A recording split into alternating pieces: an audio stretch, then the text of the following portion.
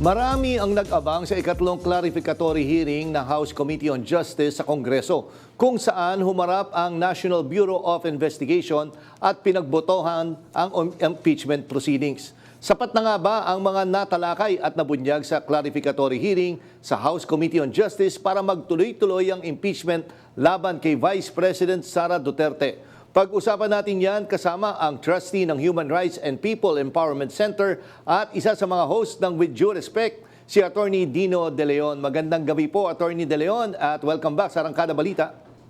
Good evening, Jack, Ninya, sa lahat ng ating mga manonood at mga tagapakinig. Yes, una-una sa lahat, ano ang reaction nyo? Nagulat ba kayo sa naging resulta ng botohan kanina sa Kongreso?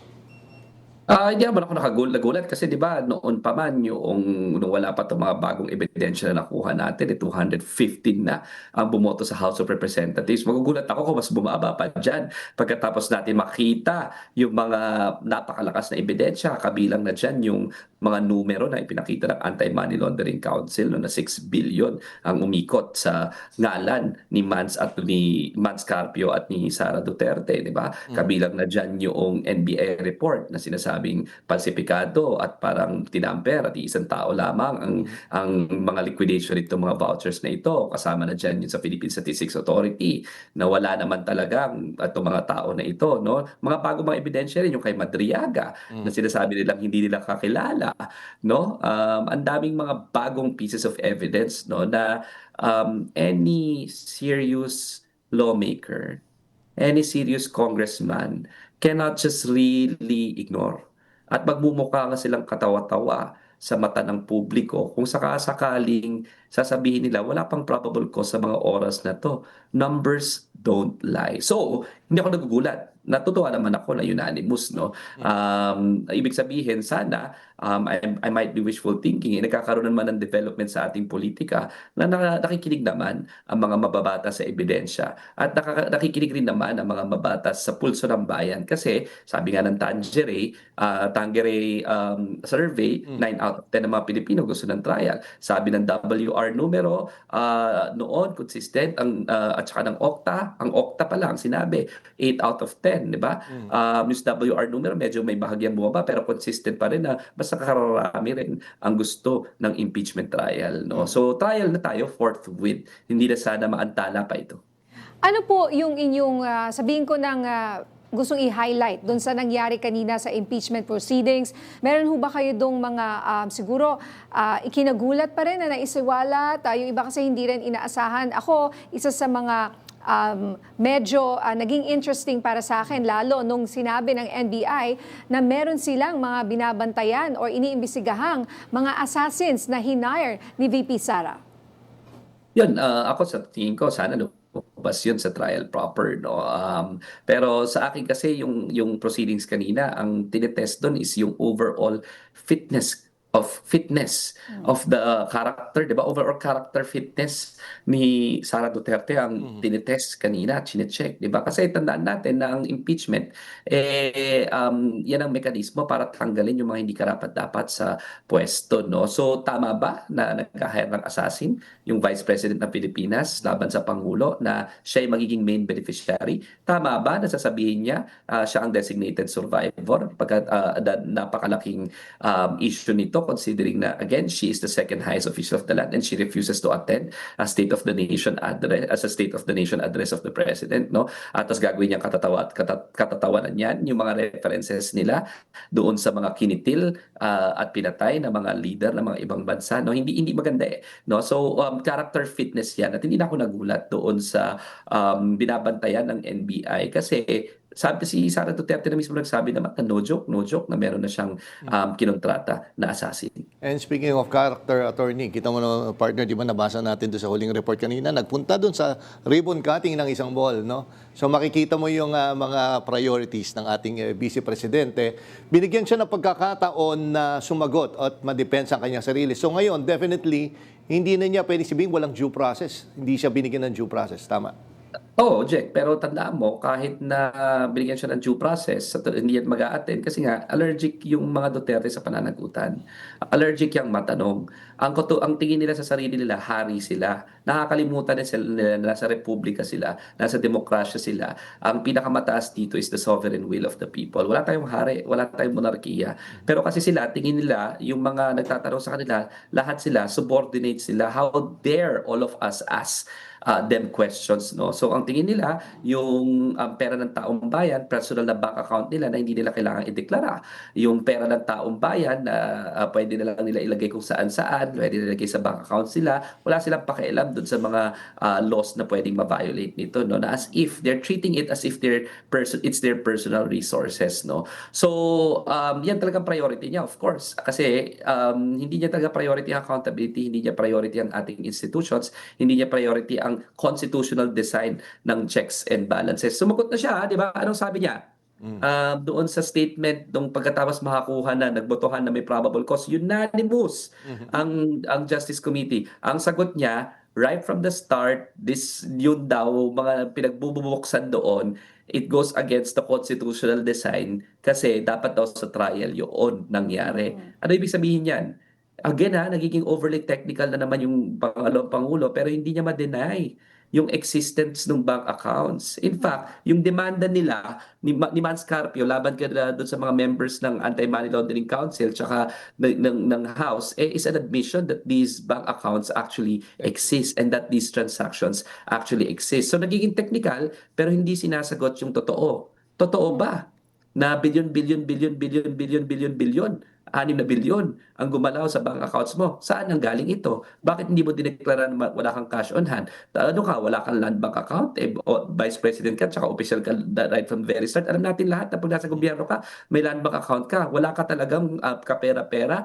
Sinasabi mo na walang gastos sa gobyerno every time na around the world ka. No? So, yun yung mga issue. Hindi issue kung hindi main issue kung dapat ba binuksan doon o sa impeachment trial, di ba? Kasi sa akin malinaw rin na part ng impeachment proceedings at may karapatan ang House na magkaroon, House Committee on Justice na magkaroon ng subpoena powers at magkaroon ng hearing regarding impeachment. Malinaw na yan, explicit ngayon sa konstitusyon natin. Attorney Dino, kasi may mga nagsasabi na ang inaabangan na pagdalo ni VP Sara ay pag ito ay dinidinig na sa Senado. Ano po ang masasabi niyo dyan? Abangan kung totoo na mag-a-attend siya, no? Baka naman mag-attend na siya doon sa Senado para naman matingnan niya sa mata yung mga nag-aakusa sa kanya at siguro naman ma-explain niya bakit bilyon ang gumalaw sa bank accounts niya. Ang kailangan explanation kasi hindi niya na kaya mapasinungalingan yan eh. Kasi these are actual reports, no? Backed up by evidence and these are the reports of the bank themselves as mandated by law, no? So, yun, ako pag a-attend siya, masaya ako. Kasi baka naman ma-explain niya kung saan nanggaling yung mga pera na yan at bakit hindi niya dineklara sa salin niya mula 2019. Excited ako marinig yung kanyang mga palusot kasi mahirap i-explain yan eh. Kasi sabi nila, numbers don't lie. Lahat na pwede magsinungaling. Pero yung numero, hindi yan nagsisinungaling. Yes, and Attorney Dino, pag dumating ba sa Senate, dyan ba finally ipapalutangin? Kung sakaling nag-assist nga sila Mary Grace Piatos, i-require po ba yan? Oh, well, yung mga yan, no, magkakaroon ng trial, magkakaroon na ng mga witnesses mismo, no, tsaka magkakaroon siya ng right to cross-examine. So tingnan natin ha, kung ang mauutal-utal ba yung mga abogado niya o mauutal-utal ba yung witness. Di ba? Kasi alam mo, yung witness, pag nagsasabi ng totoo yan, kahit na anong sayaw-sayawan ng abogado, ang gagawin niyan, yung abogado, the smaller details ang titingnan. Di ba? Pero tandaan sa jurisprudence, ang sinasabi, yung mga maliliit na detalye na yan, actually strengthens the testimony kung merong a little bit inaccuracy. Kung inaccuracy lang hindi yung completely false. Magkaiba kasi yung completely false tsaka meron lang inaccurate recollection. So for example, yung painting, yung bang painting na yan, alam ko ganyan na itsura pero may similar na painting pala. Okay, baka nga nagkamali siya. But it's a simple inaccuracy. The fact of the matter is nagbigay talaga ng painting. Pero yung sasabihin mo na hindi ko kilala tapos kilala ko, false yon. Hindi yun simple inaccuracy. False talaga yon, no? Kaya yung falsus in uno, di ba?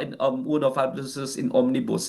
the statement na yun ay applicable lamang kung malaki yung falsity. Pero kung small details lang ang kaya lang pakita na inconsistent, it only actually lends credence to the credibility of the witness. And matapos po ngayon yung botohan na unanimous, ano po yung susunod na hakbang dito po sa impeachment proceedings laban sa pangalawang Pangulo? Maaari niyo po ba kaming i-walk through? Grabe yung unanimous, di ba? Tandaan natin na unanimous, wala ni isa na hindi ko bensido na merong probable cause. Iakit na yan sa plenaryo. Sa plenaryo, kailangan makakuha ng 1/3, no? Mahigit 106. Around 106 minimum para may akyat. No? So, ibig sabihin, konti na lang. Kasi kung 53 na yung boboto from the Committee on Justice sa plenaryo, meron pa dun, marami pa dun na boboto, I'm sure, no? To impeach the Vice President who, to me, is really unfit to remain in office. No?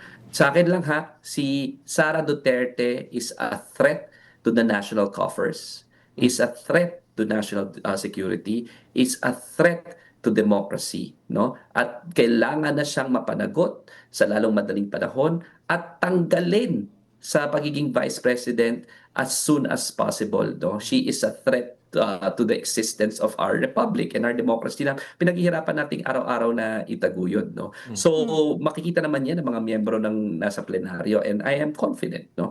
I am confident that she will be impeached once again in the House of Representatives. Siya lang ang kaisa-isang opisyal sa history na twice impeached. Kung sakasakaling ma-impeach na siya at magbotohan na sa plenaryo, siya lang sa history ang twice impeached. At sana, pagkatapos magkakaroon na ng trial forthwith. Alam mo kung magkakabotohan na sa plenaryo? Ang aking basa is sisimulan kaagad ng Senado kasi wala na naman si Chis Escudero sa poder na hindi naiintindihan ang ibig sabihin ng forthwith.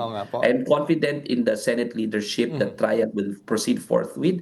At baka sunod-sunod yung trial, baka may nagta-trial na tayo, no? Hanggang June, baka July tapos na itong issue na ito at sana makonvict na itong si Sara Duterte. Attorney, huling tanong na lang, no? Para doon sa mga nanonood ngayon, pagdating sa Senado, beyond reasonable doubt ba yung magiging inaasahan dapat natin, yung magiging tsaka sa bawat impeachment complaint, dapat ba guilty siya or hindi, kahit isa lang dyan? Kahit isa lang dyan, ma-pronounce siya ng guilty. Ang tanong mo is ano yung quantum of evidence required? Kasi probable cause lang, no? Probable cause ba? Substantial evidence ba? Proof beyond reasonable doubt ba? Hindi ako naniniwala na proof beyond reasonable doubt. Maraming schools of thought, no? Walang nakalagay na specific yan sa ating konstitusyon. Yung mga leading authorities in impeachment, no? Ang sinasabi nila, preponderance of evidence. Ibig sabihin, mas maraming ebidensya na nagsasabi na hindi dapat siya manatili sa opisina, na siya ay corrupt, na siya ay nag-commit ng graft and corruption o ng mga offenses na nakalagay doon sa Constitution would be sufficient ground for her removal, no, katulad ng betrayal of public trust, culpable violation of the Constitution.